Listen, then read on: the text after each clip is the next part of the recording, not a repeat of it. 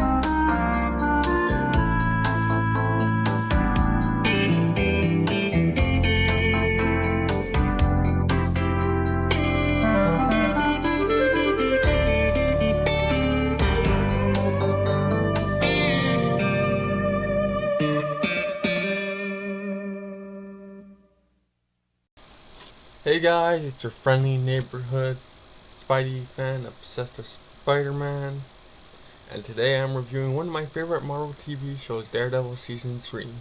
Let's get into this spicy, dramatic, fantastic, depressing, sometimes uplifting, deep scenes of lots of great talking are better than the fight scenes at times. TV show Daredevil Season 3 review. This season takes my favorite Catholic guilt-ridden second favorite hero and breaks the character down to his basic form. We see the character lose his career and his own self-skill and have to re-earn it. There are three major parallels to Daredevil season. Matt is back to his most basic suit. Matt, he doesn't feel worthy of being Daredevil. That slowly he feels like he isn't worth the slowly upgraded suit that we saw at the end of season 1 and most of season 2. And he goes back to old black suit.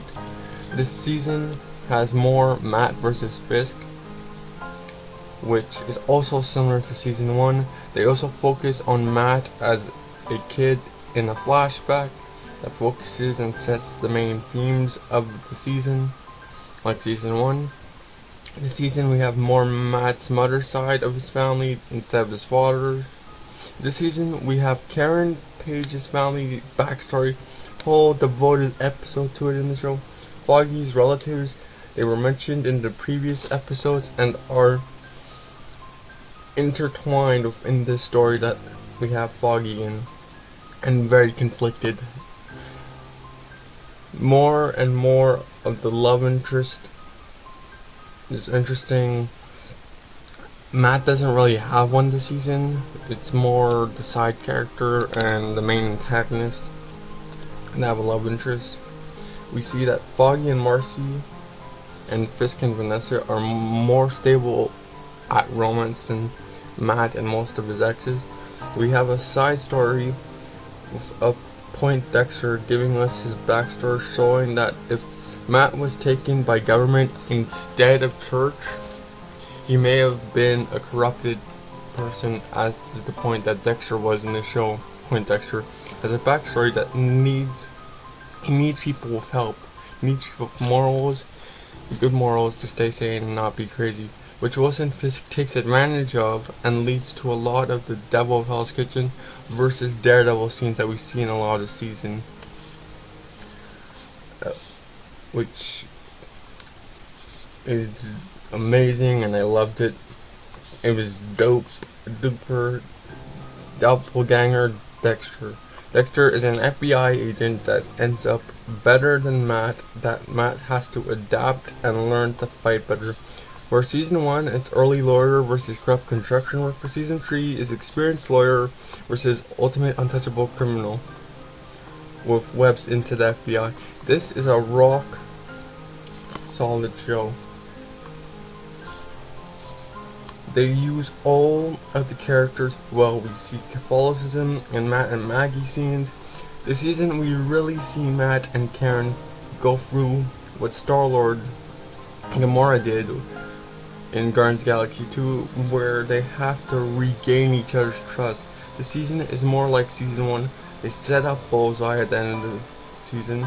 We do not get Bullseye's iconic suit, but we do get nods towards it throughout the season. I love how the show breaks down Matt and Fisk and Point Dexter into 3 different ideologies. I love how all 3 of them reacted differently to drinking alcohol at a young age. Matt says yes and he loves it. Fisk says yes and he hates drinking alcohol. And then Point Dexter just says, no, I'm not old enough to drink alcohol.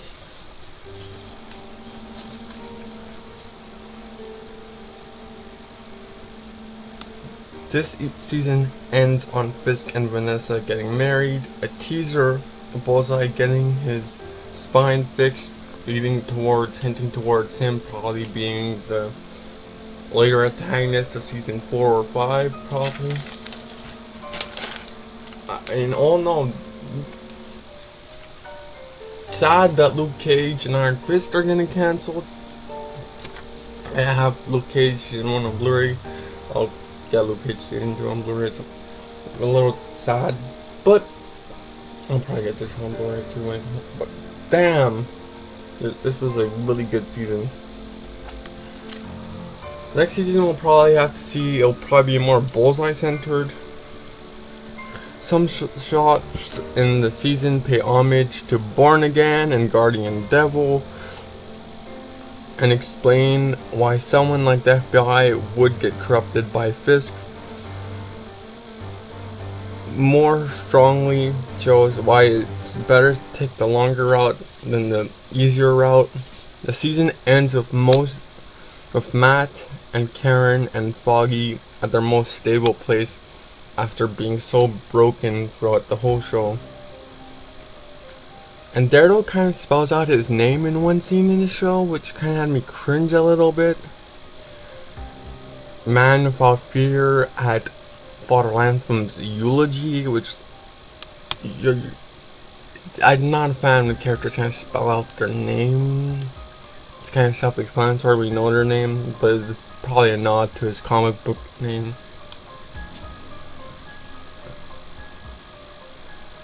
It is a 9.5 out of 10.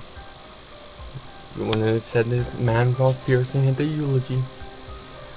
Oh yeah, by the way, the Karen Page focused episode at episode 10 made me cry because it reminded me of my sister, and if I ever got corrupted, it just felt like home. Episode 10, when they focused more on Karen and how she is, where she came from.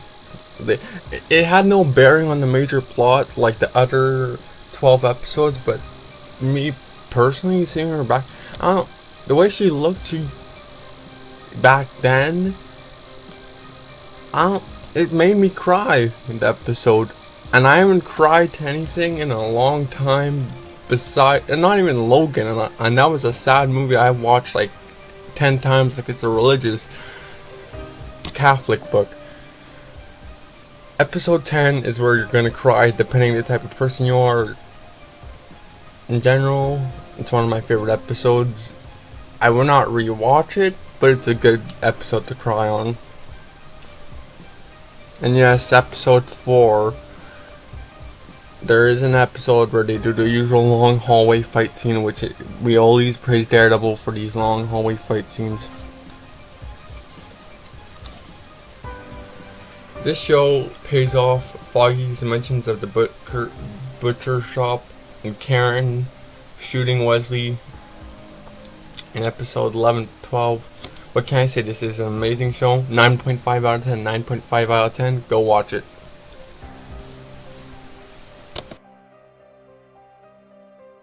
Yo, it's Mr. Blue. It's all in red. Look, red. That's been said. Yed. Med. Lead. Fled. My hair looks like shit. Let's never quit. Submit. Gotta hit the subscribe button down below. That was the rest of the video. Thanks for watching, yo. Okay, so yeah, that was my Daredevil season 3 review.